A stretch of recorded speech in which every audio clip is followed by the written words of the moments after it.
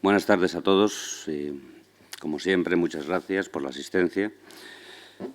Vamos a empezar la tercera conferencia de este ciclo, titulado, como ustedes saben, La razón de las mujeres, con una charla impartida por María Teresa López de la Vieja, catedrática de Ética del Departamento de Ética y Filosofía Política de la Universidad de Salamanca, una mujer maestra de mujeres y, obviamente, de varones, en ese ámbito que también es el mío, el ámbito de la filosofía política. Una mujer con una larguísima obra de investigación y de difusión, también con una larga e importante trayectoria institucional en el ámbito universitario español. La conferencia, que tiene un título provocativo, arrancando el sintagma derechos de la mujer, arrancándolo de o aponiéndolo a el sintagma mucho más común, derechos humanos, promete una reflexión tensa. Derechos humanos y derechos de la mujer. Para mí es enormemente grato presentar a todos vosotros a María Teresa López de la Vieja.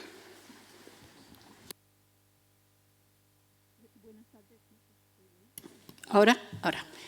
Muy buenas tardes. Yo quiero empezar dando las gracias, por supuesto, al Ayuntamiento, a la Biblioteca, al profesor Pachi Lanceros y a todos y a todas vosotros que estáis hoy aquí. Con una tarde tan espléndida y con todas las opciones que ofrece hoy Bilbao, pues yo agradezco sinceramente que hayáis venido, ¿no? Sí quiero, antes decir algo, yo me siento un poco abrumada por el escenario, no solamente porque es espectacular y bellísimo, sino porque aquí dieron conferencias tanto Ortega y Gasset como Unamuno, y desde luego yo ni por asomo estoy a la altura de estas figuras de la filosofía. Ya sabéis lo que recordaba Newton, ¿no? Somos como enanos encaramados a hombros de gigantes. Pues yo me siento así, ¿no?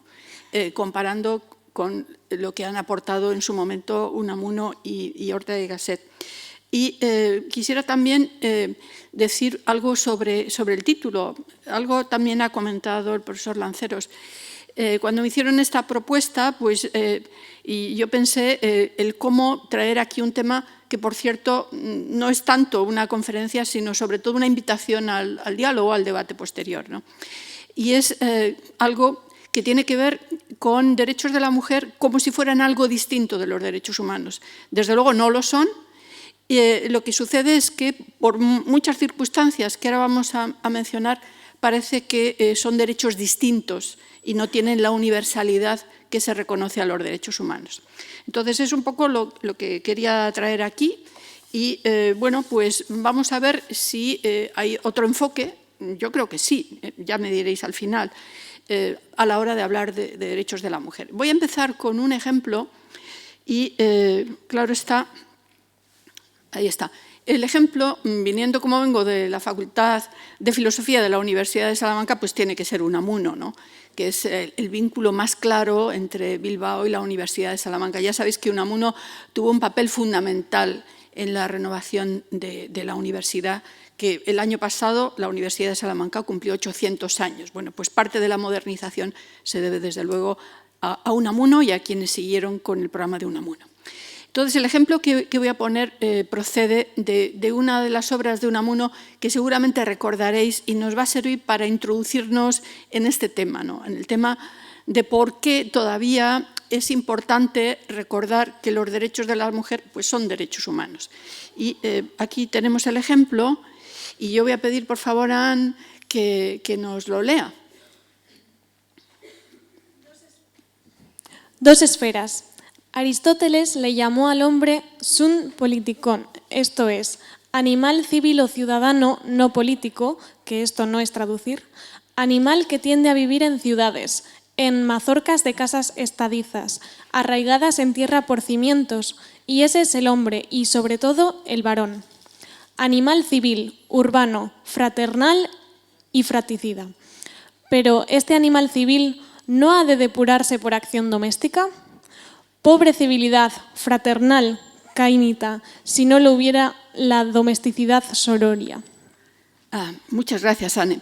Bueno, seguramente que recordáis la obra de Unamuno, la tía Tula.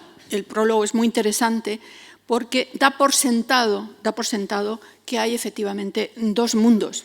Y es curioso que el mundo de los varones tiene que ver con la ciudadanía y el mundo de las mujeres tiene que ver con lo doméstico. Parece que pues es un texto escrito en un momento, en un contexto determinado, y la pregunta que podemos hacernos es si eso sigue viéndose así, ¿no? En parte, como sabemos, y antes estábamos comentando el profesor Lanceros y yo el tema de los cuidados, de la carga de cuidados, pues todavía en muchas áreas seguimos funcionando como si fueran dos universos distintos, y el universo de lo doméstico se suele atribuir a las mujeres, ¿no? Bueno, pues empezando por aquí, vamos a ver lo siguiente, ¿no? La paradoja es que sigue esa idea de dos mundos o dos estilos de estar en el mundo, siendo así que desde 1948 pues están los derechos humanos y todo el desarrollo posterior de los derechos humanos, y obviamente los derechos humanos tienen carácter universal. Y en ese sentido quiere decirse que no puede haber diferencias en el sentido de discriminación entre todos los seres humanos, hombres o mujeres, y que, por lo tanto, se tiene que entender la igualdad como un derecho fundamental de todos los humanos. Sin embargo, cuando vamos a datos, y ahora mencionaré algunos, pues no se cumple esta igualdad que, como pertenecientes al género humano, pues corresponde también a las mujeres, ¿no? Entonces, lo primero que vamos a ver es rápidamente algunos datos, esto que se suele llamar la brecha, hay varias brechas, que es una manera de referirse a esa continuidad de la desigualdad y la discriminación. Claro, frente a estos datos vamos a ver qué es lo que se debe hacer, qué es lo que está en el ámbito de los derechos reconocidos, ¿no? Y lo que se debe hacer de manera sencilla es igualdad para hombres y mujeres en todos los ámbitos. Y lo que sucede también es que hay ciertas convenciones que de algún modo interfieren con esta idea de igualdad. Y por último, aunque brevemente, insistiré en que no se trata, y además lo quiero dejar claro, de que las mujeres todas seamos estupendas, tengamos un carácter moral intachable y los hombres sean malvados. No se trata de eso. Se trata de una cuestión de género, es decir, una cuestión de un sistema que organiza las relaciones de una manera binaria, es decir, que atribuye unos papeles a los hombres y otros papeles a las mujeres. En muchos casos ni siquiera es algo voluntario, sino que está como tal estructura, ¿no? Lo digo para evitar estas discusiones que a veces ocurren. Yo sé que aquí a lo mejor no se va a producir discusiones, decir, bueno, es que hay mujeres que se merecen que se las traten mal y hombres que se merecen que les traten mal y mujeres que se merecen que las traten bien y hombres igualmente. No se trata de mujeres y hombres, se trata de papeles sociales, se trata de cómo está organizada la sociedad en su conjunto. Y hablando de esto, pues os traigo una imagen que traigo de la Universidad de Salamanca no hay tiempo, pero yo os invito a que la miréis. Miréis esta imagen como podéis mirar cualquier otra imagen acudiendo pues, a cualquier ciudad donde haya elementos históricos. Esta imagen que tenéis aquí forma parte del segundo tramo de la escalera del edificio histórico de la universidad. Y es bellísima la escalera y el edificio, tiene 3 partes y esta es la parte central. ¿Qué sentido tenía cuando se hizo la escalera? Pues muy sencillo, y es que era una manera de mostrar a la gente más joven que tenía que subir desde la calle hasta la biblioteca las 3 etapas de la vida. Y esta es la etapa central cuando hay que decidir cómo se va a organizar la vida. Y la imagen nos dice que hay 2 maneras. La manera en la cual, como veis, está la mujer dominando sobre el hombre y la manera en la cual el hombre domina sobre la mujer. Y de esa manera tan indirecta se dice además que cuando domina la mujer, si os fijáis en la imagen, arriba señala una araña, y cuando domina al varón, domina y ahí aparece una abeja. Es decir, estamos rodeados de símbolos, estamos rodeados de mensajes donde tradicionalmente se ha dicho que los papeles tienen que estar separados. Los papeles que se atribuyen a hombres y los papeles que se atribuyen a mujeres. Y son tradiciones que tienen una gran solera, incluso una representación tan bella como la de la escalera de la Universidad de Salamanca. Y bueno, pues esto es lo que nos llega. De una manera más o menos directa, estamos a hombros de gigantes, estamos también asentados en tradiciones que han establecido claramente una separación de papeles. Y no solo eso, sino que han dicho el papel de control, dominio, corresponde a los varones y el papel de sumisión corresponde a las mujeres. Porque si no es así, cuando dominan las mujeres, todos son problemas. Claro, ahora tendríamos que conectar todo eso que hemos ido viendo, hemos ido aprendiendo, hemos ido escuchando, con lo que nos ocurre ahora. ¿Y qué nos ocurre ahora? Pues esto, vamos a algunos datos. Un dato reciente pues es la encuesta de población activa que se ha dado a conocer este año y los datos recogidos son del año anterior. Y tenéis, por ejemplo, por no ahondar en más información, pues tenemos aquí muy claramente información sobre cuántos hombres están en paro y cuántas mujeres. Y está claro que en este informe se dice que ha disminuido el paro masculino y hay una tasa de paro en torno a ese 12%, mientras que ha aumentado el paro de mujeres, se ha incrementado y la tasa es el 16%. Entonces, esto es un ejemplo de los muchísimos que podéis ir buscando de datos contrastados que nos dicen que hay diferencias. Y esas diferencias siempre van a favor de los hombres y en perjuicio de las mujeres. Por eso, como recordaréis, hablamos de brechas de género. Brechas pues son esos espacios en los cuales se ha colocado de forma jerárquica la posición de los hombres con respecto a las mujeres. Insisto, no es una cuestión de voluntad en muchos casos, no es una cuestión de preferencias de los hombres o de las mujeres, sino que es una cuestión estructural. Y brechas que significa que los derechos no son de facto iguales, que las oportunidades no son de facto iguales. Y por eso hay problemas cuando se recogen datos sobre tasas de paro. Hay brechas cuando se habla de salario por el mismo trabajo es distinto en muchos casos para mujeres y para hombres. Cuando hablamos de pensiones, yo que me voy haciendo mayor ya me preocupo de esto, ¿no? Claro, si resulta que hay mayor temporalidad en el trabajo de mujeres y hombres y además hay más trabajos de media jornada de mujeres para hombres, pues entonces las pensiones también van a ser distintas, menores para las mujeres. Muy interesante el uso del tiempo. Hay datos del Ministerio de Trabajo, del Ministerio de Sanidad, es decir, está realmente recogida la información de cómo usamos el tiempo en la vida profesional, en la vida privada, hombres y mujeres. Y es distinto.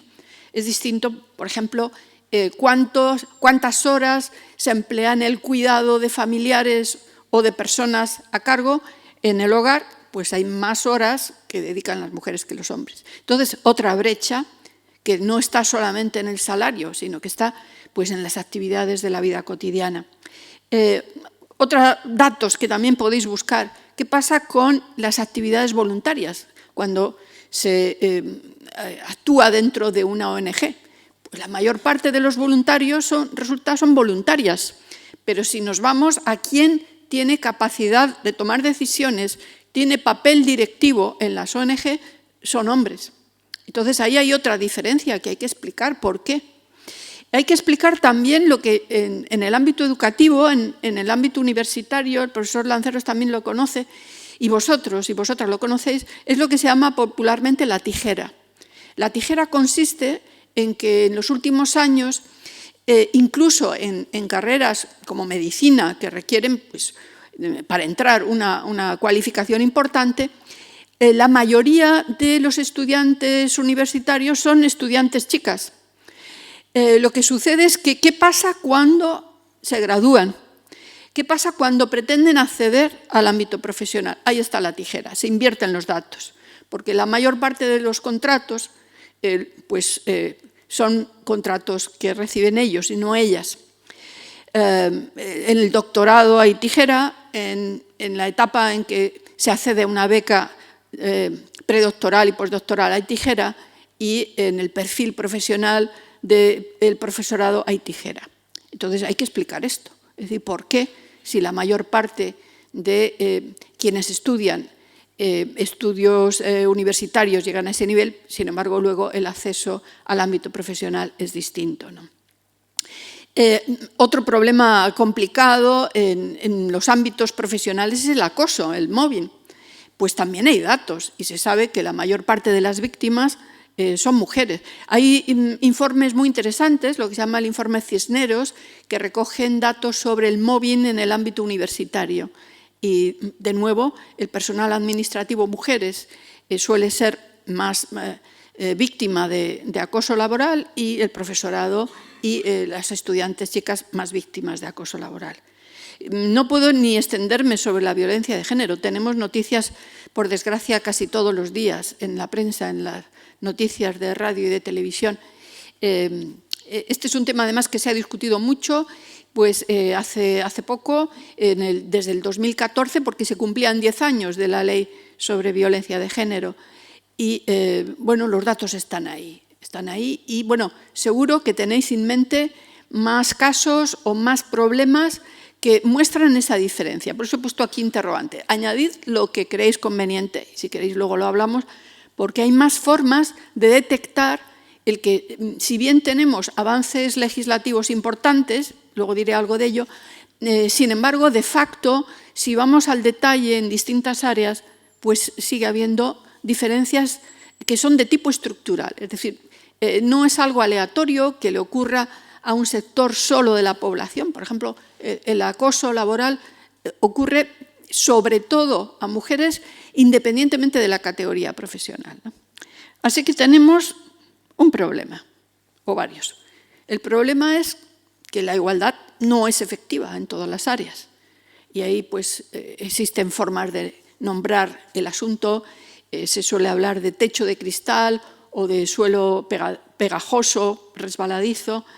En estas imágenes yo creo que alguna explicación sí que se avanza, ¿no? Veis en la primera imagen, ¿no?, ese ascenso al ámbito profesional, pues la escalera que tiene que seguir el varón pues es una escalera más o menos recta, ¿no? Dependerá de qué pasos dé, pero la escalera que tiene que recorrer la mujer de la imagen está un poco deteriorada, ¿no?, porque tiene que ir hacia adelante, hacia detrás, en la medida en que carga ahí pues con otras responsabilidades, ¿no? Hay una autora norteamericana, luego si queréis contamos la historia, que se llama Anne-Marie Slaughter, que colaboró con Hillary Clinton en el equipo que preparó la candidatura, que dimitió en un momento determinado. Y le preguntaron, ¿y por qué usted va a dimitir si está haciendo buen trabajo? Y dijo algo muy claro, es que tengo 2 hijos adolescentes. Seguramente si habéis tenido hijos adolescentes entenderéis lo que significa. Es tremendo tener unos adolescentes en casa, tú lo sabes, ¿eh?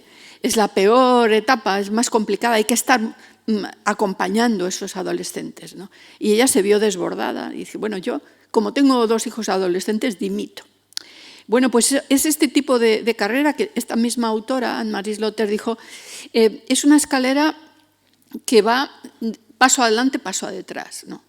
Y seguramente, en mi caso y en de muchas otras profesionales ha sido así. No sé cómo será vuestra trayectoria profesional y personal, pero es muy probable que también haya sido de paso adelante, paso detrás, ¿no? Porque es complicado hacer compatible todas las responsabilidades en un momento determinado. Y si os fijáis bien, en las fotografías, le pasó a Hillary Clinton con Obama, pasa también aquí, la edad de las mujeres que están en la vida profesional y en el ámbito político es 10 o 20 años más que la de sus colegas masculinos. Es decir, hay una brecha, es decir, cuando ellas finalmente pueden incorporarse de forma además sin restricciones a la vida profesional, son 20 años mayores que ellos. A mí me pasa a mí y a otras amigas, cuando voy a un congreso, pues todos los demás colegas son 20 años más jóvenes o 10 años más jóvenes, ¿no? ¿Por qué? Pues porque hemos tenido que recorrer esas etapas hacia adelante, hacia detrás. Hasta que a lo mejor no van al instituto, pues no aceleras tu actividad profesional. Cuando van a la universidad, aceleras más. Y cuando se te van de casa, si es que se te van de casa, ya le metes ahí todo el sprint, ¿no? Y es cuando realmente tienes posibilidades de dedicarte a esa actividad profesional. Y eso que hoy en día se van de casa tardísimo, o sea que fijaros que... Y luego se divorcian a los 40 y te vuelven. O sea que hay que aprovechar ese ratito que te dejan libre para meterle un poco de presión, ¿no? Lo más trágico es esa forma extrema de diferencia que se convierte en jerarquía, en división de papeles, es la violencia de género. Es decir, esto es, digamos que la punta del iceberg, donde muestra que esas diferencias, ese sistema organizado de forma desigual, hay un momento que puede ser letal para la vida de determinadas personas y concretamente pues, el número elevadísimo de víctimas de violencia de género que se han registrado y además cada año pues, se repiten esas cifras, ¿no? Y bueno, pues tenemos una legislación desde el año 2004 que especifica muy claramente qué se entiende por violencia de género, qué relación tiene que haber, no cualquier agresión de un hombre a una mujer, sino sencillamente pues, en el caso de que haya habido una relación de pareja o la haya, ¿no? Entonces, esto es un tema que nos indica que tenemos realmente un problema que hay que abordar, a pesar de que la legislación haya avanzado mucho en cuanto a reconocimiento de derechos. Y si esto no queda claro con los temas de violencia, que deberían ser suficientemente alarmantes, yo os voy a poner otro ejemplo que tiene relación con la salud. La salud es un campo, como no podemos controlar cuándo estamos bien y cuándo estamos mal, y hay que tomar decisiones, pues es ahí donde emergen con mucha mayor, digamos, crudeza esas diferencias. Bueno, y si nos vamos dentro del tema de la salud, algo de lo que como país estamos muy orgullosos, que es el tema de donación de órganos para trasplantes, y cuando se pregunta qué hacemos bien en este país, pues no es el fútbol, no es el turismo, no es la paella, no son los pinchos, no, es la donación de órganos para trasplantes. Eso es a escala internacional lo que pues, demuestra que se están haciendo las cosas bien. Pero si os vais a los informes de la Organización Nacional de Trasplantes, y aquí tenéis un dato, no sé si lo veis bien, resulta que cuando hablamos de un tipo de donación de órganos, que es muy costoso, porque es donación en vivo, es decir, yo estoy bien y como pues alguien que conozco o alguien de mi familia necesita mi riñón o parte del pulmón o parte del hígado, etcétera, pues yo lo dono. Bueno, pues fijaros que según informe de la Organización Nacional de Trasplantes, es decir, los datos están ahí, resulta que el 64% de donantes en vivo son mujeres y pues el resto, un 30 y tantos % son varones. Pero lo curioso es que quien recibe ese órgano donado, pues resulta que un 60% son varones y pues un 40% son mujeres, una tijera. O sea que estamos hablando de desigualdades que aparecen, entremos por donde entremos a los datos. Podemos entrar por el ámbito laboral, podemos entrar por el ámbito de la violencia, podemos entrar por el ámbito educativo y por el ámbito de la salud. Entonces, no es casual que se produzcan estas brechas, estas diferencias significativas, porque, claro, eso revela que estamos en un sistema estructurado de ese modo, de forma desigual. Entonces, por eso la pregunta era, y a eso aludía el título, ¿qué pasa si los derechos humanos son derechos universales? Cuando luego vamos a los derechos de las mujeres nos aparecen estas diferencias, estas desigualdades tan significativas. Entonces, eso es lo primero. Ha sido un recorrido rápido por áreas donde sí que se evidencia que no hay igualdad de derechos. Y como os decía hace un momento, seguramente que tenéis en mente más áreas y podemos ampliar más esta gama de datos que nos dicen que hay un problema de fondo. La pregunta es, ¿y qué ha pasado entonces con los derechos humanos? ¿Qué ha pasado? Que a pesar de que existe ese marco, y existe desde hace décadas, sin embargo, ahora, contrastando lo que nos pasa en la vida cotidiana, pues vemos que no hay igualdad de derechos de facto.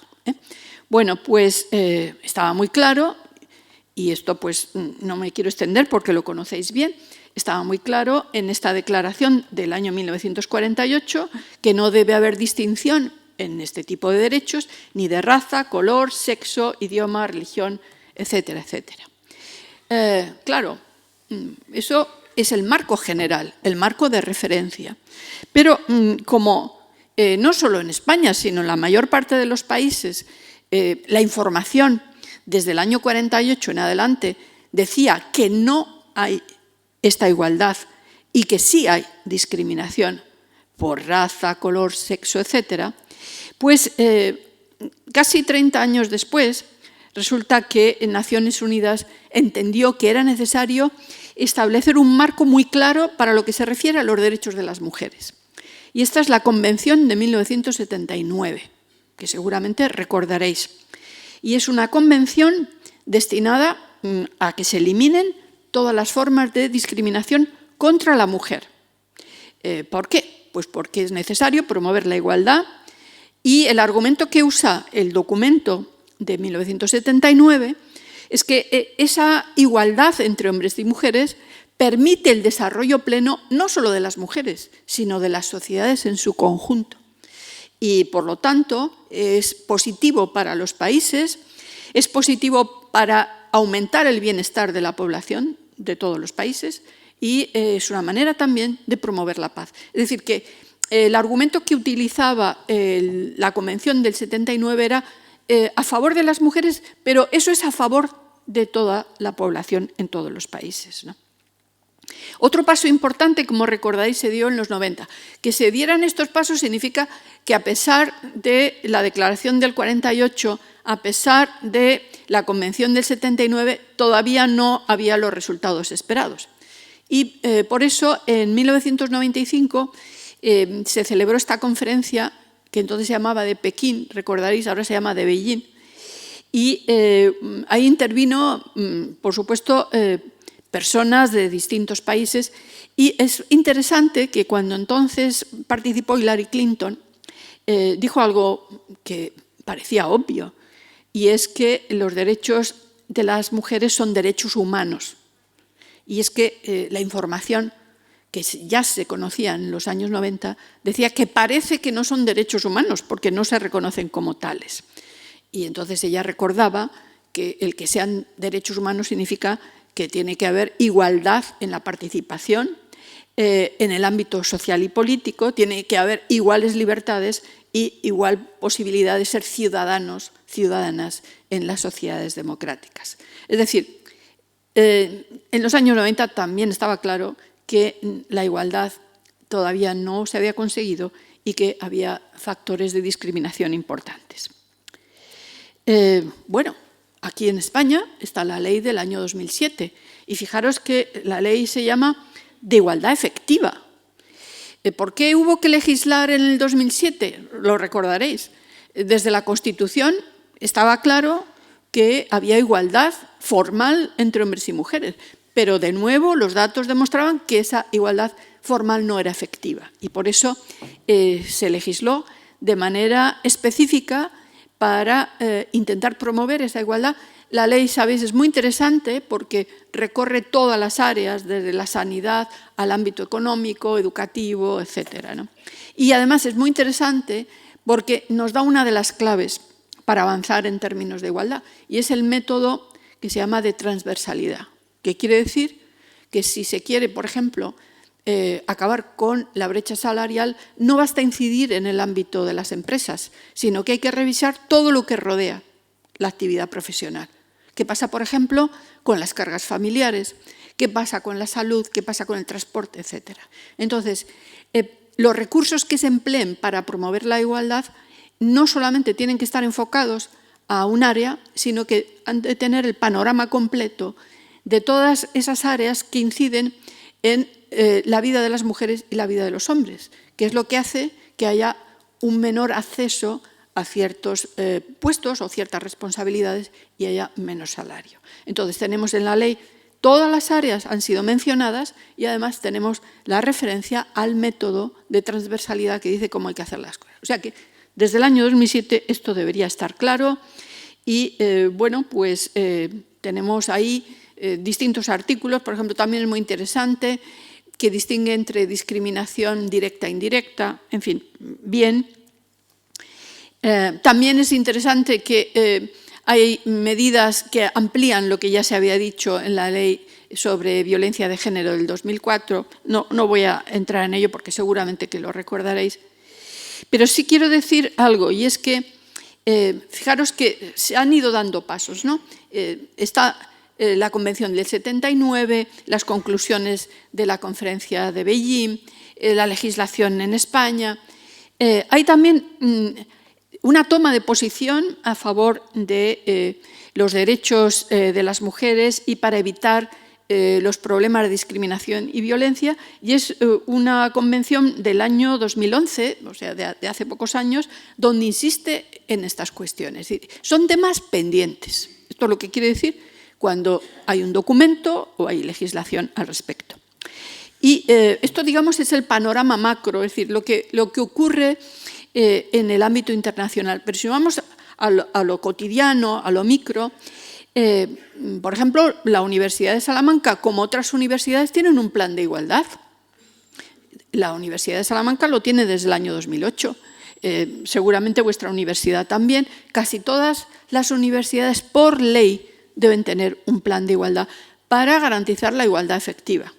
Bueno, pues desde el año 2008 hasta la última revisión que se hizo de los datos el año anterior, el año pasado, 10 años después, todavía las diferencias entre alumnos y alumnas, profesores, profesoras, administrativos, administrativas, siguen siendo muy parecidas. O sea, los datos siguen siendo muy claros de que el problema subsiste. No os voy a contar lo que hay en el Ayuntamiento de Bilbao, que lo conocéis mejor que yo, que también tiene un plan municipal de igualdad. Hay muchas diputaciones, como la Diputación de Salamanca, y otras que tienen, además de un código de ética, tienen un plan de igualdad. Quiere decirse que hay que incidir.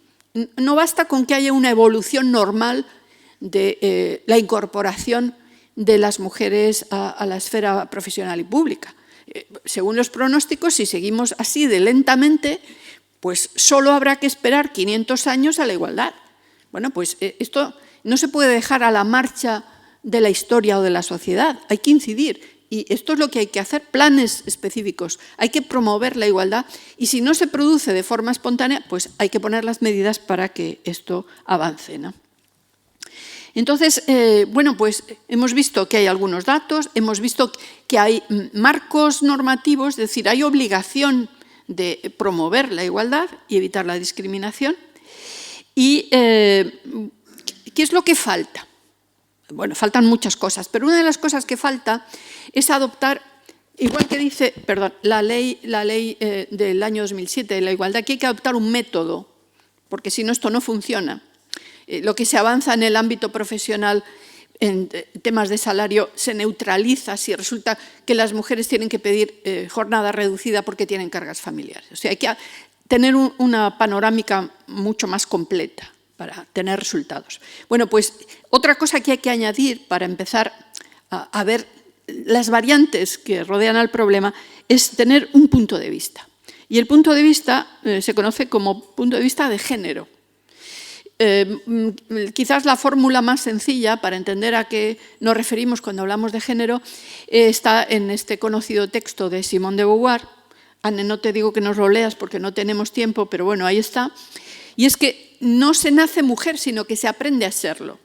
Quiere decirse que no se trata de algo biológico, no se trata de lo físico, se trata de aprendizaje de papeles. Y está ahí, en esos papeles, la raíz de las desigualdades. Y por eso, pues, otras autoras, como Catherine McKinnon dice, se pregunta, bueno, pero es que no son humanas las mujeres, no son seres humanos, porque es que no lo parece a veces, cuando aparecen los temas de violencia y otros problemas, ¿no? Y quizás el campo más sensible, donde se ve que efectivamente a veces da la impresión de que no se considera que las mujeres son o ciudadanas en sentido pleno o humanas en sentido genérico, los temas de salud. Como os decía, hay ejemplos, muchos ejemplos, como puede ser este tema de la donación de órganos, que es un tema muy, muy particular, igual que otros temas de salud, ¿no? No me voy a detener en ello. Sí que quiero decir que también hay una herramienta, en la teoría sí que se ha explorado, ¿qué es lo que pesa tanto para que no haya avance? Pues pesa sobre todo en esos aprendizajes sociales el haber atribuido mayoritariamente el papel del cuidado, los cuidados, a las mujeres. Esto es que se suele llamar la diferencia entre tareas productivas y reproductivas, de reproducción social, ¿no? Es decir, el atender las necesidades de personas o que son menores o que no se pueden valer por sí mismas, etc. Eso todavía funciona, el modelo convencional, que nos dice que las cuidadoras tienen que ser ellas y que el cuidado no se distribuye. Y de hecho también hay datos, pues, quienes piden permiso o incluso dejan el trabajo para atender a familiares. Pues el Ministerio de Trabajo lo tiene muy claro. Los datos están ahí y nos vienen a decir que el 80 y tantos % de esos permisos para cuidar, pues los piden las mujeres. Entonces, esa es la idea de que las mujeres son cuidadoras. Son las cuidadoras en sentido de prototipo de cuidadoras. Entonces, lo que se gana por una parte, en educación, en formación, en capacitación, en actividad profesional, se pierde por otro, porque todavía sigue considerando que las cuidadoras por excelencia son ellas. Y bueno, pues un ejemplo de esto, y antes hablábamos de este tipo de enfermedades, el informe del NAFID Council del Reino Unido, que se ha dedicado a ver qué está pasando con los enfermos que padecen, pues, este tipo de patologías degenerativas, que son muy gravosas para la sociedad, pues lo dice muy claro.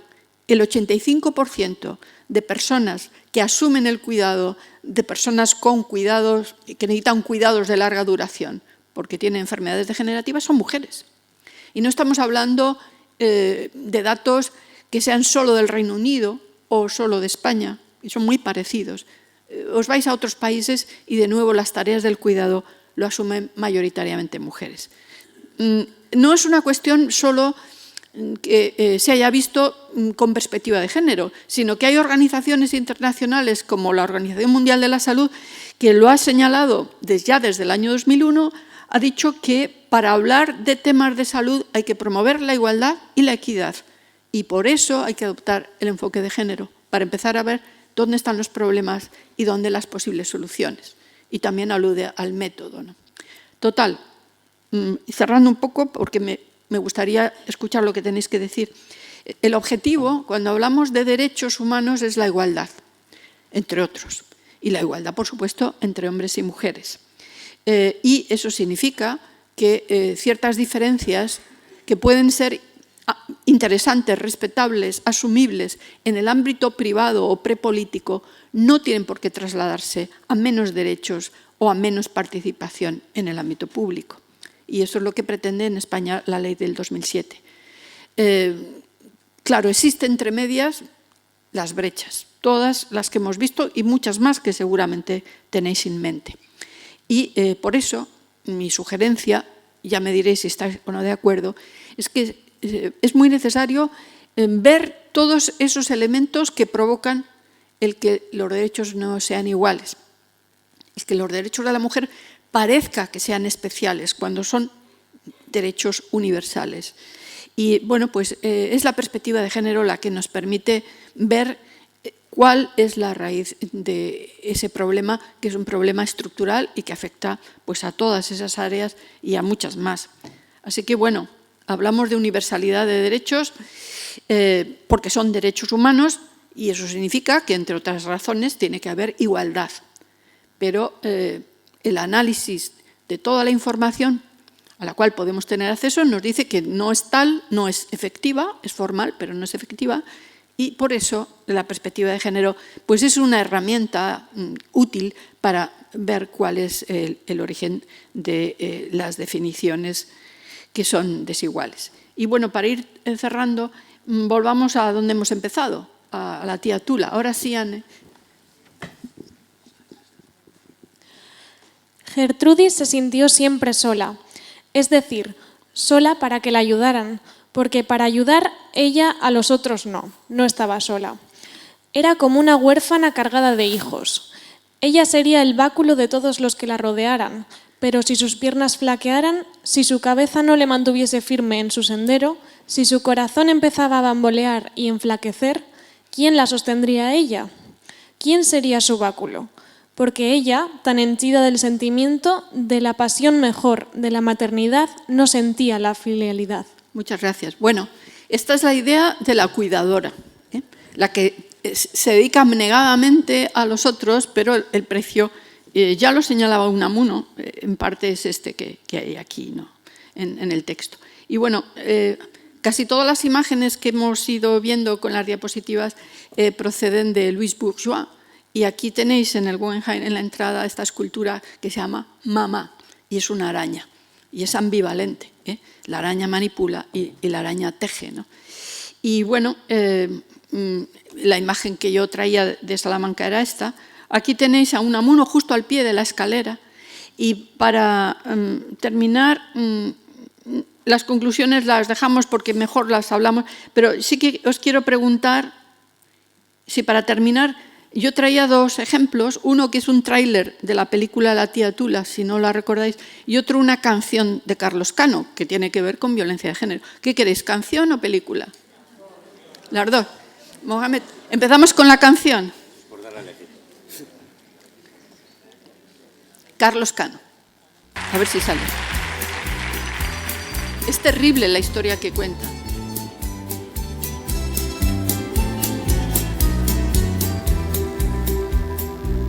La noche de luna y clavel, Ayamonte hasta Villa Real, sin rumbo por el río, entre suspiros, una canción viene y va, que la canta María, al querer de un andaluz. María es la alegría y es la agonía que tiene el sur.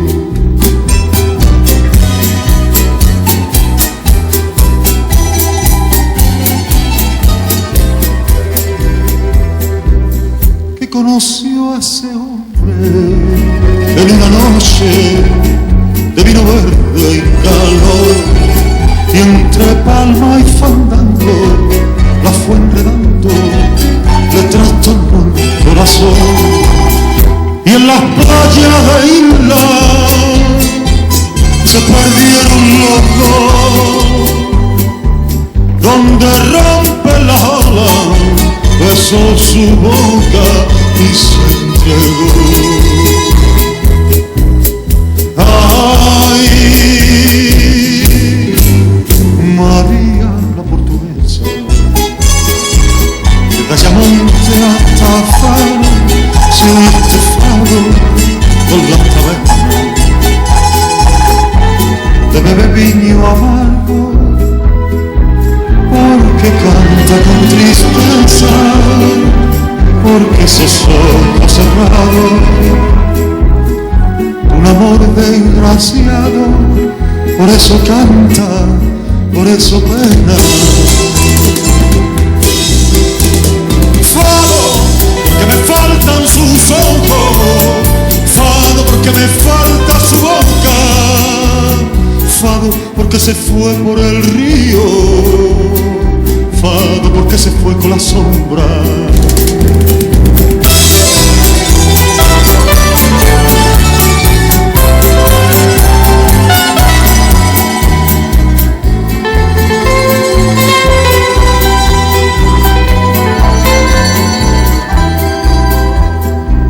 Dicen que fue el te quiero de un marinero, razón de su padecer, que una noche en los barcos del contrabando clandestino se fue, y a la sombra del río un disparo sonó,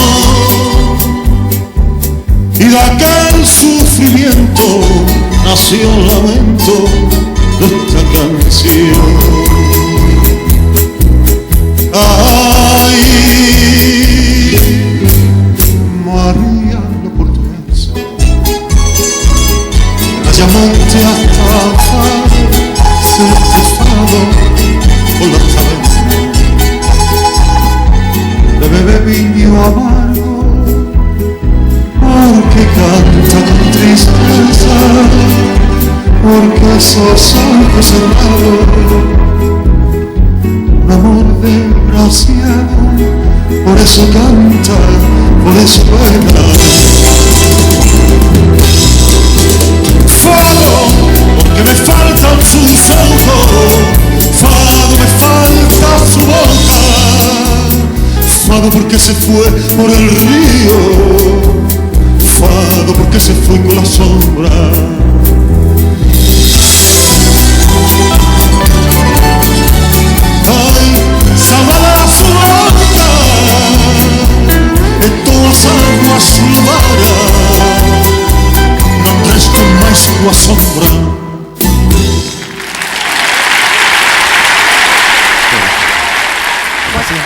Si queréis ahora comentamos alguna cosa y luego pues al final si queréis ponemos el tráiler de La tía Tula.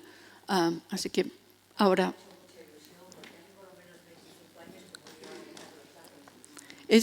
Era un cantante maravilloso y esta canción es preciosa, pero la historia es de violencia de género, está claro. Tú sí te la sabías, que la estabas cantando.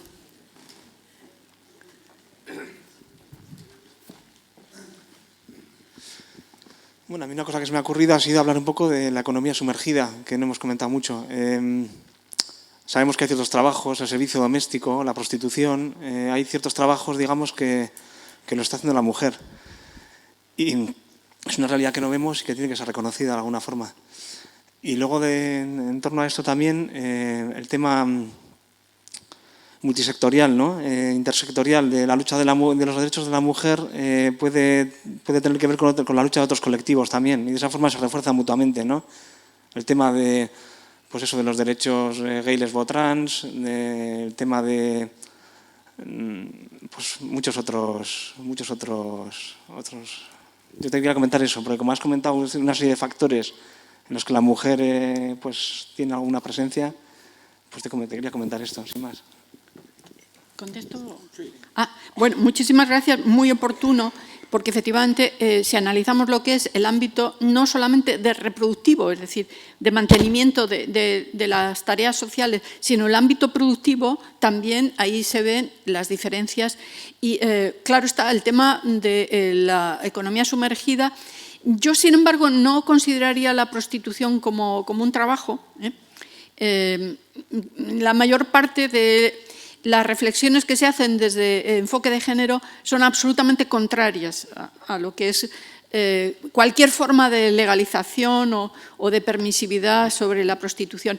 Y un debate parecido lo tenemos ahora sobre lo que se llama maternidad subrogada o vientres de alquiler, que tiene mucha incidencia económica, pero la perspectiva de género nos revela que es una forma de esclavitud, una forma además de sancionar la desigualdad, no solamente de género, sino la desigualdad entre clases sociales, ¿no? Entonces, sí, tiene razón, la lista es muy larga.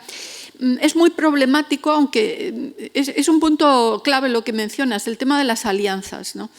Es problemático porque estas alianzas son muy variables. Por ejemplo, Cuando en Estados Unidos se reconocen primero los derechos de los afroamericanos y solo después los derechos de las mujeres, resulta que ahí la alianza se reveló problemática, porque aunque se colaboraran distintos movimientos sociales, siempre se va a preferir reconocer los derechos de otro colectivo en lugar de los derechos de las mujeres. Y de facto ahora mismo, como sabes seguramente, hay una relación a veces muy conflictiva entre grupos de homosexuales y grupos de mujeres. En torno, por ejemplo, al tema de la maternidad subrogada. Hay intereses totalmente dispares. O sea, el tema de las alianzas es complicado. A veces funcionan, pero otras veces no funcionan. Y en general, también hay que decir que todo lo que rodea a los movimientos feministas siempre está rodeado de polémica, siempre. Bueno, no hay cosa más divertida que ir a un congreso o a una reunión de feminismo, porque bueno, allí hay de todo, o sea, hasta polémicas durísimas, hasta aportaciones muy positivas. Son siempre temas muy controvertidos y las alianzas depende, porque no siempre ganan las mujeres en las alianzas.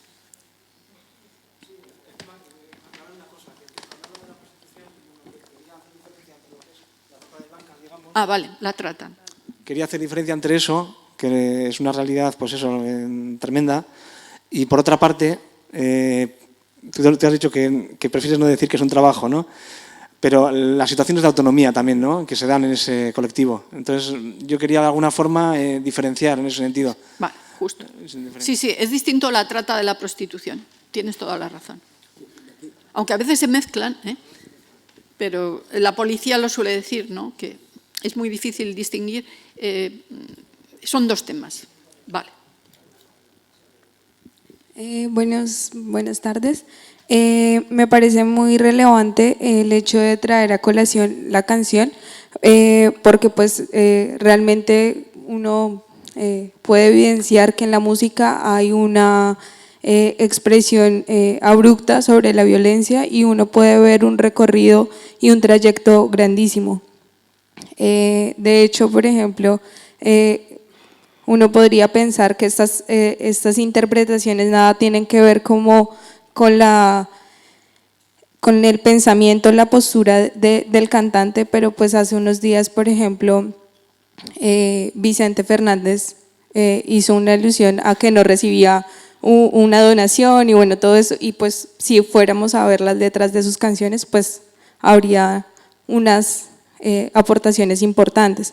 Otra cosa que me parece relevante y es, por ejemplo, traer a colación lo que dice Rita Segato del mandato de masculinidad y pues hacer referencia al patriarcado, porque pues realmente estas posturas no son solo asumidas por hombres o por mujeres, sino solo por hombres, perdón, sino también nosotras somos bueno, portadoras de algunas prácticas y que tienen que ver mucho en relación con esos.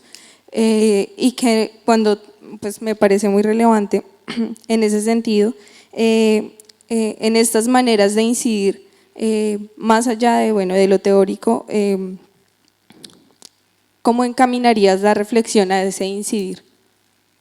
Gracias. Sí, muchísimas gracias. Sí, es cierto, tenemos que prestar atención a lo que parece absolutamente indiferente o neutro, como por ejemplo pues la música popular, las películas que vemos, la serie esta que se acabó ayer, que también tiene una lectura de género muy particular. El reggaetón, por ejemplo, yo cuando presto atención a los mensajes es tremendo, es tremendo.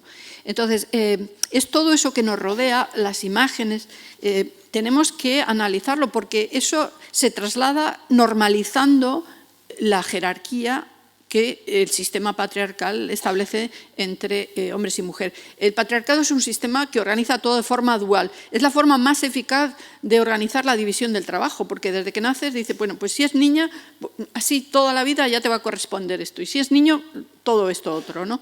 Es mucho más eficaz la clasificación de papeles de género que la clasificación en términos de clase o de raza, porque en clase puede ser dudoso, pero la clasificación binaria es así de eficaz y económica, y por eso el patriarcado es un sistema que tiene capacidad de construir sistemas normativos y es muy difícil de desmontar. Entonces, tienes razón, es un tema de patriarcado, no es un problema de hombres y mujeres, es un problema de un sistema, ¿no?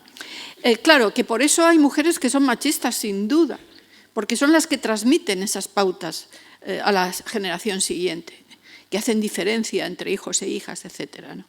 Y por eso insisto en lo que decía al principio, cuidado, que no se trata de decir es que los hombres son malvados y las mujeres son estupendas, no es eso. Es hacer ver que estamos en un sistema en el que hay que ir neutralizando en la medida de lo posible esas pautas. Perspectivas, yo creo que es importante entender hasta qué punto llegan esa capacidad estructural del patriarcado de organizar. Y hay que ir, digamos, desmontando pieza a pieza. No es nada fácil, porque todo sistema que tiene ese carácter institucional se filtra a todas las áreas, pero es necesario, a ver, ¿cómo lo diré? Es como intentar poner límites a un océano. Claro, es difícil, pero hay que intentar barrera a barrera, intentar limitar esa capacidad de organizar las relaciones que tiene el patriarcado. Entre otras razones, porque lo dice muy bien la legislación, y ya lo decía Mary Wollstonecraft, en el siglo XVIII, es que eso no es positivo para la sociedad. No es positivo esa división de papeles, porque no permite el desarrollo pleno, no solo de las mujeres, de todas las sociedades, ¿no? Entonces, es beneficioso para todos los agentes sociales que se eliminen esas desigualdades, ¿no? Pero obviamente no es nada fácil, ¿no? No es nada fácil.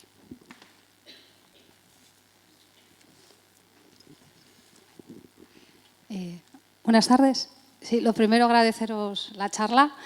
Y bueno, yo quería lanzar una cuestión, no sé si es más así como una queja que lanzo, que es en relación a las y los menores, viniendo vosotros de la academia, y la queja obviamente no es hacia vosotros, viniendo desde la academia, viendo tantas conferencias de la mujer, leyes, ¿cómo es que aún no hemos avanzado en las escuelas, en la coeducación, que aún se ponga en duda, y cómo aún soportamos cierto tipo de publicidad que atenta contra estas leyes y lo hacen con total impunidad? Se denuncia desde el feminismo, pero desde las instituciones da una sensación de que no se actúa con sanciones, y esa era un poco la queja cuestión. Gracias. Sí, en realidad la manera de abordar de forma más eficiente el tema tiene que empezar desde el ámbito educativo. Esa es la clave.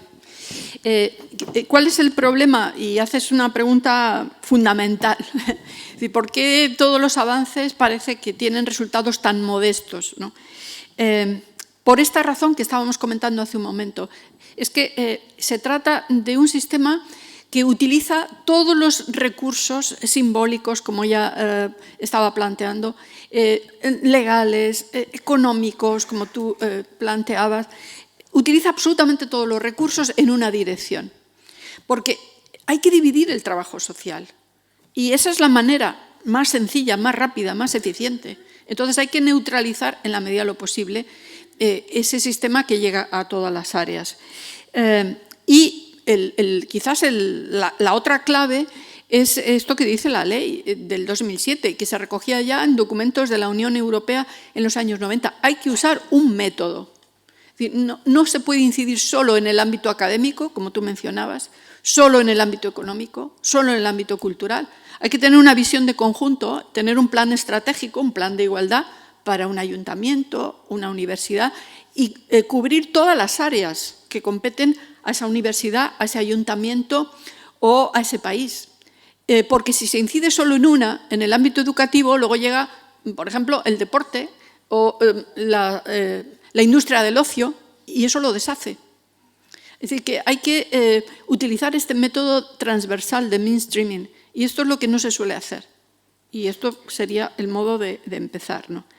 Había otra cosa que quería decirte, pero seguramente luego me acordaré. Un ejemplo. Bueno, en el ámbito académico habría mucho que hablar, porque, ¿verdad? Aunque tenemos el plan de igualdad en casi todas las universidades, cuando llega un alumno o una alumna y tocan a mi despacho, a mí me llaman Teresa, y tocan el despacho de mi colega de al lado, que por cierto tiene menos categoría académica, le llaman don fulano de tal. Y eso es una experiencia normal, nos pasa a todas. El grado de, no digo respeto, pero el grado de valoración que se hace de la tarea de una mujer en el ámbito profesional y la que se hace hombre es distinta. En lo cotidiano lo sentimos constantemente. No vamos a llorar, pero sí que es muy lamentable. Y desde luego, si no hay voluntad decidida de entrar en todas las áreas y recortar todos esos elementos que producen discriminación directa o indirecta, es difícil, sí. Quiero decir una pequeña cuestión que además se cruza con una intervención que quería hacer, una pregunta que quería hacerte, Teresa o doña Teresa, para que no... Si todos nos llamamos por el primer nombre, estupendo. O todos por el apellido, estupendo, no, pero no hagamos diferencias. Quería decir que no sé, la academia seguramente puede dar muchas cosas, esto lo digo con reservas y con dudas, pero lo que no puede dar es ejemplo, y menos en este caso. Hace falta ver el número de... La universidad es una de las que, desde mi punto de vista, ha gozado de una mayor feminización en los últimos años. Hace falta ver el número de ingreso de alumnas, alumnos y la foto de la conferencia de rectores. Eso es. Para verificar cuáles son los niveles de promoción y ascenso y quién, por cuestión de género, va quedando en el camino y no llega a los niveles más altos de representación institucional de forma masiva. Yo creo que eso influye con una cuestión, que es una pregunta que te quería hacer.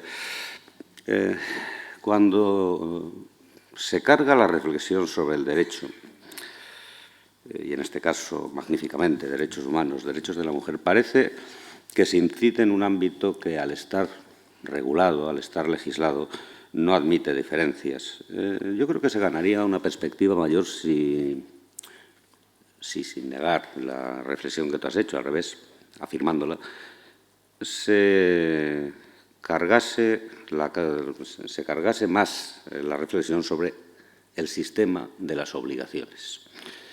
Por una cuestión, el sistema del derecho, digamos, es teóricamente cartesiano, está perfilado. Es una constelación donde efectivamente uno puede leer que los derechos son iguales para todos. El sistema de las obligaciones, por el contrario, no pertenece a ese ámbito cartesiano, es una nebulosa.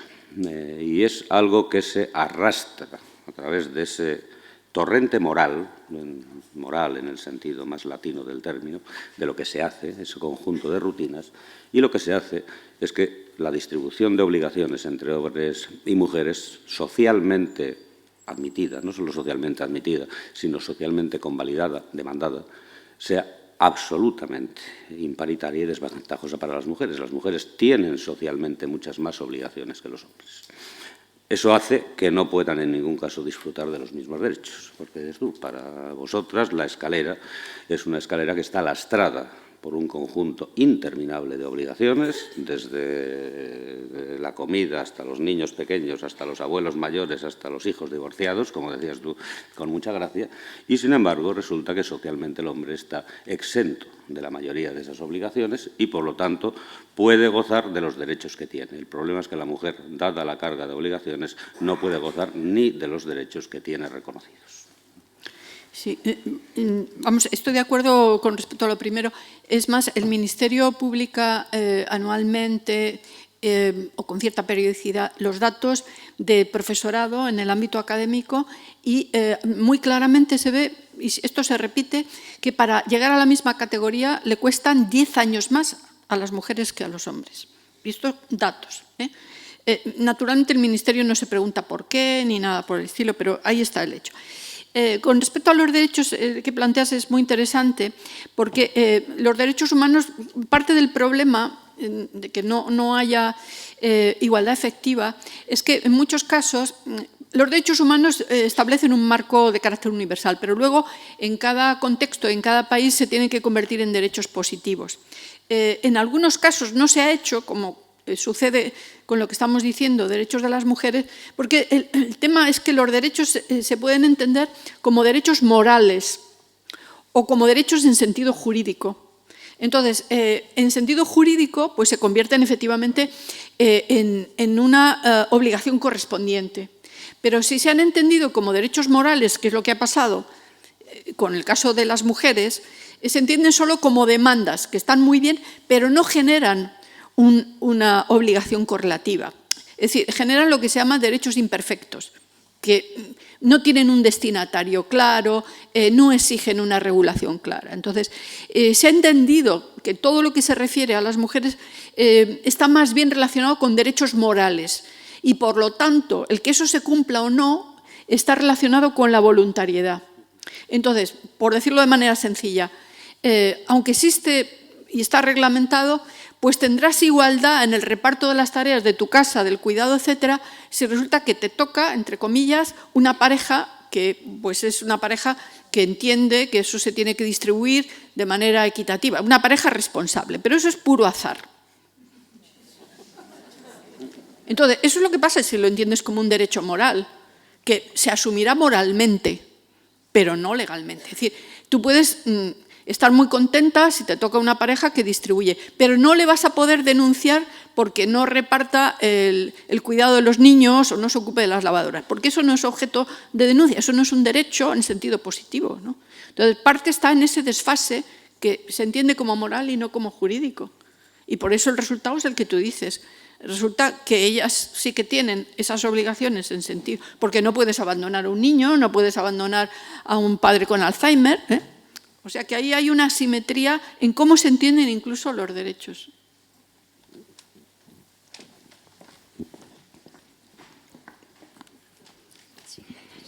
Me viene muy bien cómo ha terminado usted con los derechos esos que, bueno, que no se cumplen, ¿no? Porque se cree que, bueno, pues que ya alguien lo va a hacer, ¿no?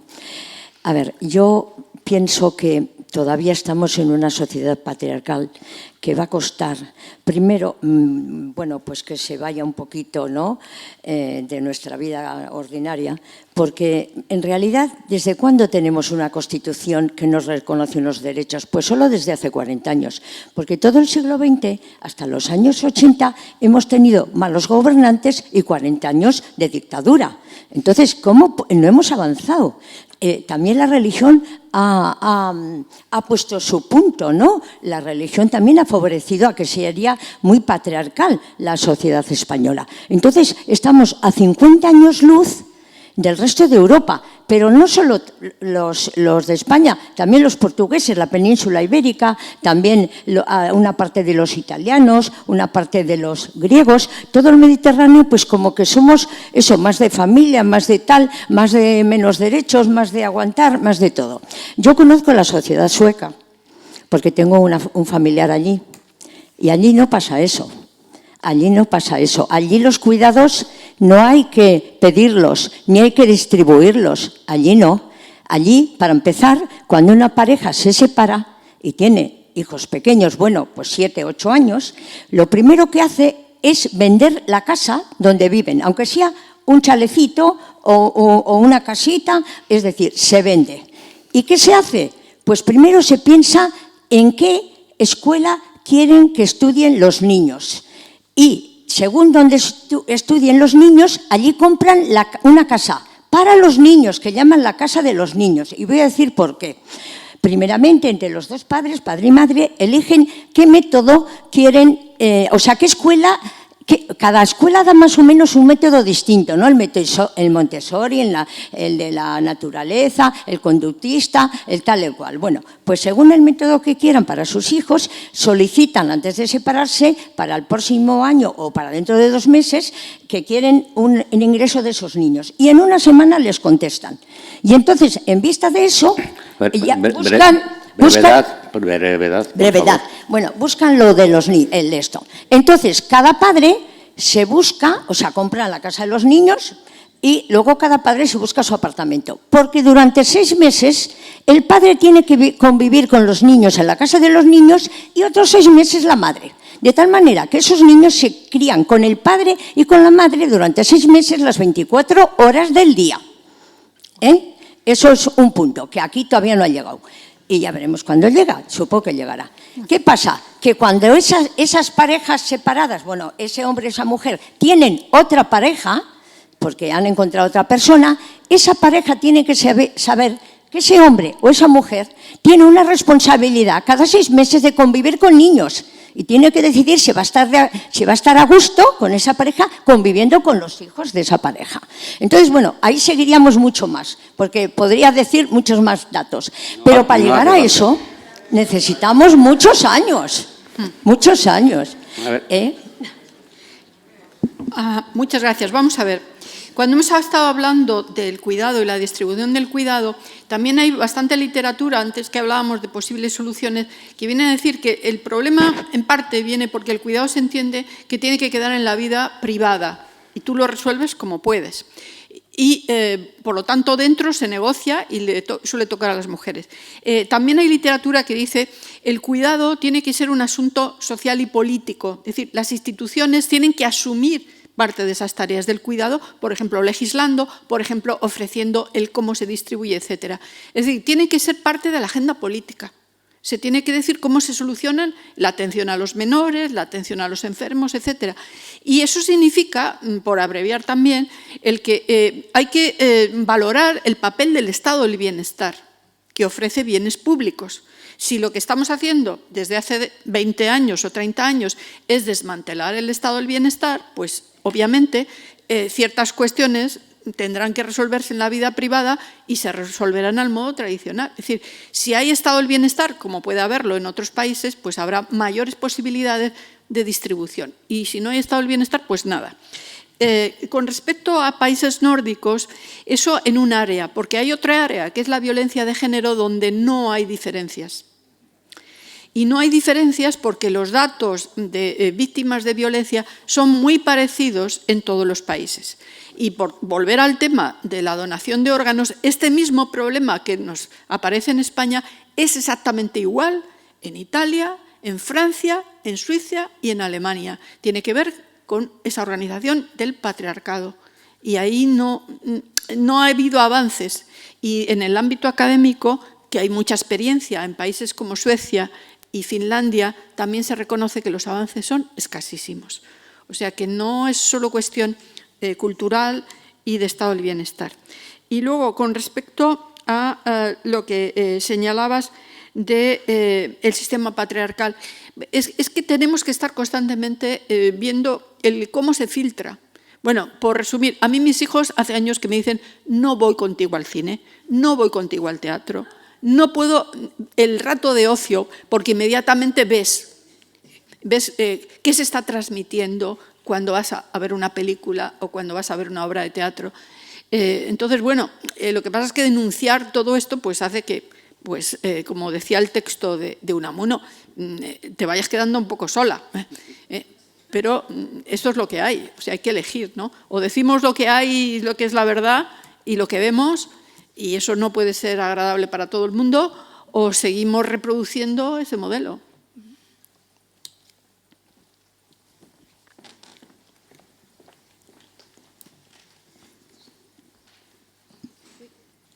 Gracias, hola. Lo primero, muchas gracias. Bueno, yo tenía 2 preguntas. Por un lado, ¿qué podemos hacer las personas que estamos aquí para mejorar la situación? Porque hablamos mucho de cambiar las leyes, cambiar el sistema, pero así individualmente, ¿qué podemos hacer? Y luego, y ya acabo, ¿por qué crees que se está volviendo a prohibir el aborto en países que en teoría están desarrollados como Estados Unidos? Porque hace 2 semanas, 3 semanas, en 2 estados se ha vuelto a permitir. O sea, sí, a ilegalizar. Gracias. Bueno, vamos a ver.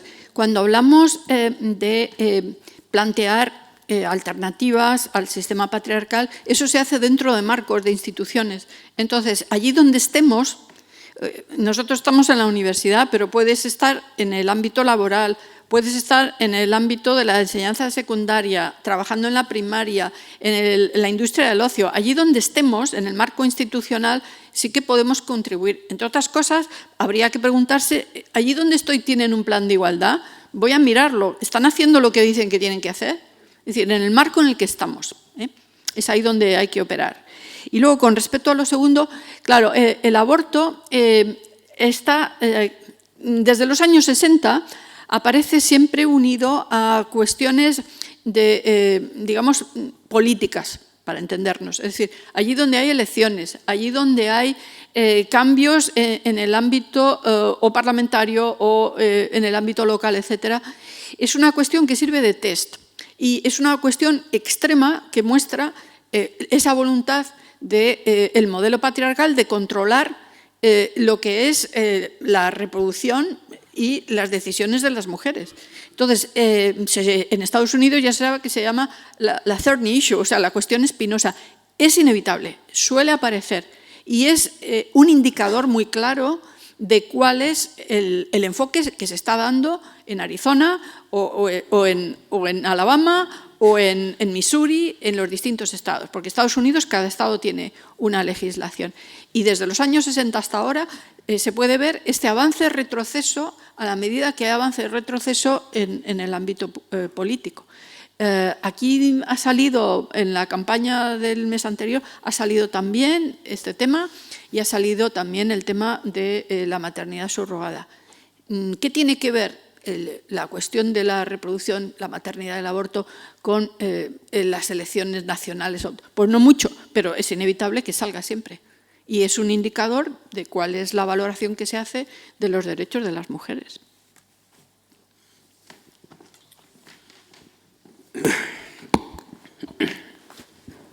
Cerramos ya con esta pregunta.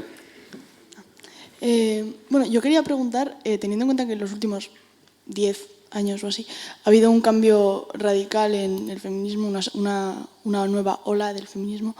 ¿Hasta qué punto crees que el cambio de un feminismo, digamos, en la academia o teórico, tal, a un feminismo masivo, mainstream, va a ser positivo o negativo a la hora de afrontar los cambios pues, legales o sociales que has mencionado? Sí, en algunos casos se suele decir que estamos en la tercera ola todavía del feminismo, es decir, continuando con las reivindicaciones que vienen de atrás, y en otros casos se dice que hemos entrado en una etapa nueva, que sería la cuarta ola de feminismo. Parte de esta duda de si efectivamente es otra etapa y ha habido avances o no, es porque cuando hablamos de feminismo hablamos de dos cosas. Hablamos de la aportación teórica, las teorías feministas, y de los movimientos feministas, los movimientos sociales feministas.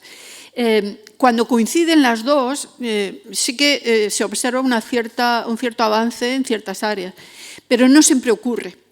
No siempre ocurre.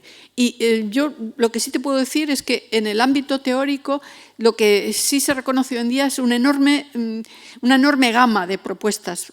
Es un pluralismo clarísimo que refleja lo que es el pluralismo de la misma sociedad. No está tan claro que haya esas alianzas muy sólidas con los movimientos feministas. Hay teorías que no se traducen en movimiento social y viceversa, ¿no? Entonces, es como un puzzle. Por eso es difícil decir si hay avance o no hay avance. En algunos momentos sí lo hay y en otros no. Y va a depender mucho del relevo generacional, ¿no?